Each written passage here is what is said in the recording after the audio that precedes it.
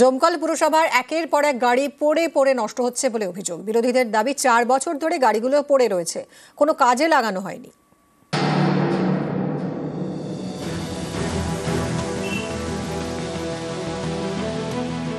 দাঁড়িয়ে রয়েছে একের পর এক গাড়ি,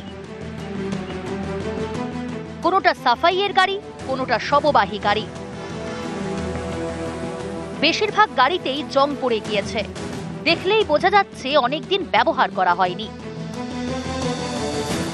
এসবই পুরসভার গাড়ি। মুর্শিদাবাদের ডোমকল পুরসভার অফিসের পাশেই পড়ে রয়েছে বেশ কিছু গাড়ি। অভিযোগ, বছর 4 আগে এই গাড়িগুলি কেনে পুরসভা, তারপর থেকে এভাবেই পড়ে রয়েছে, একবারও ব্যবহার করা হয়নি, পড়ে পড়ে নষ্ট হচ্ছে। 22 থেকে মোটামুটি পড়ে আছে। আমরা লক্ষ্য করতে যেদিন থেকে পৌর প্রশাসক দায়িত্ব নিয়েছেন তখন থেকে এটা পড়ে আছে। আমরা বারবারই বলেছি প্রশাসককে বিষয়টা দেখার জন্য। তো অ্যাম্বুলেন্স আছে, ছোট ছোট গাড়িগুলো আছে, সাফাই কর্মীর গাড়ি আছে, বিভিন্ন রকমের গাড়ি আছে, নষ্ট হচ্ছে পড়ে পড়ে। এই পর্যন্ত ডোমকলে প্রায় 3 থেকে 4 কোটি টাকা এই পৌরসভার গাড়ি কিনেছেন বিভিন্ন এলাকাতে পরিষেবা দেওয়ার জন্য।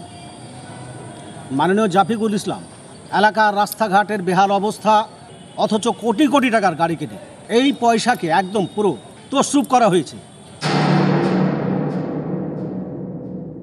আমাদের মেয়াদ শেষ হয়েছে 2022-এ, তার আগে থেকে গাড়িগুলো পাওয়া গেছে। বর্ষার সময় ডেঙ্গির আবির্ভাব বেশি বেশি হয়, ফলে গাড়িগুলোকে ঠিকঠাকভাবে ব্যবহার করে গোটা শহরকে জঙ্গল এবং জঞ্জাল সাফাই মুক্ত করার জন্য দৃষ্টি আকর্ষণ করেছে। ডোমকলে পুর প্রশাসক জাফিকুল ইসলাম, তিনি এই ইস্যুতে মুখ খুলতে চাননি। মুর্শিদাবাদ থেকে রাকিবুল ইসলামের সঙ্গে প্রণব বন্দ্যোপাধ্যায়, নিউজ 18 বাংলা।